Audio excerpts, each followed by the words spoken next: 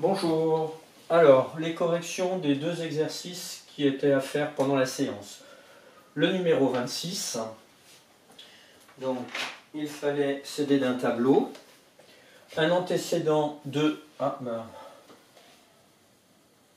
moins 3,6 par f, donc un antécédent, c'est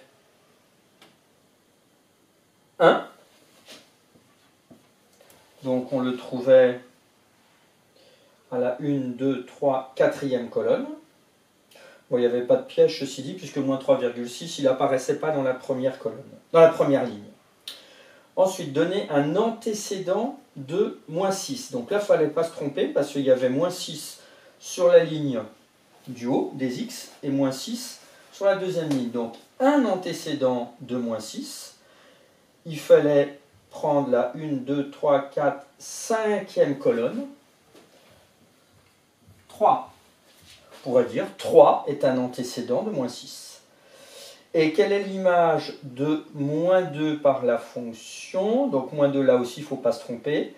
L'image de moins 2, on part de la première ligne pour arriver à la deuxième et on trouvait 0,5. Image de moins 2, je vérifie, oui, pas d'étourderie. Ensuite, le numéro 16, où il y avait un graphique que je vais essayer de dessiner rapidement.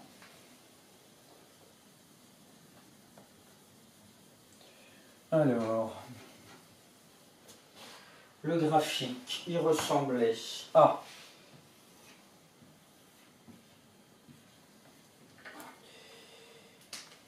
Il passait en 1. Alors... Il y avait une symétrie par rapport à l'axe des ordonnées. Ça, vous en saurez plus l'année prochaine en seconde.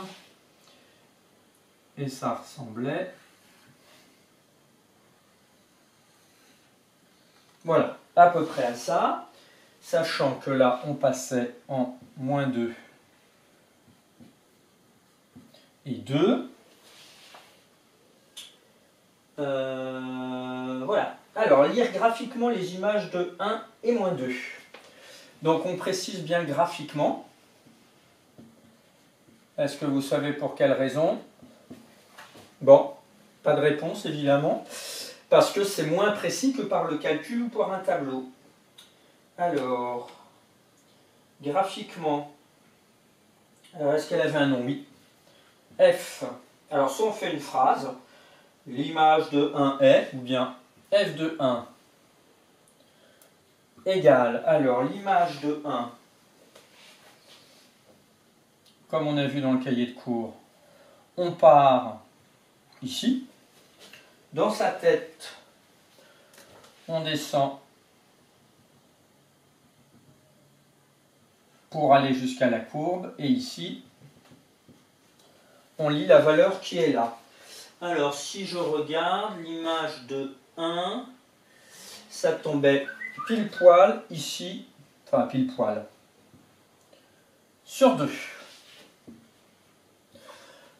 Alors, si ici il y avait un point précis, comme vous le verrez en seconde, ça veut dire que c'est extrêmement précis. Bon, là on met égal ou environ égal. Comme vous avez écrit graphiquement, déjà ça signifie que c'est pas tout à fait exact. Et ensuite on avait l'image de moins 2. Donc cette fois-ci, on part de moins 2. On va jusqu'à la courbe, mais on est déjà sur la courbe. Et après, on projette sur l'axe des ordonnées. Et donc, on lit que c'est 0. Voilà, si nécessaire, regardez à nouveau dans le cahier de cours ce que vous avez fait avant.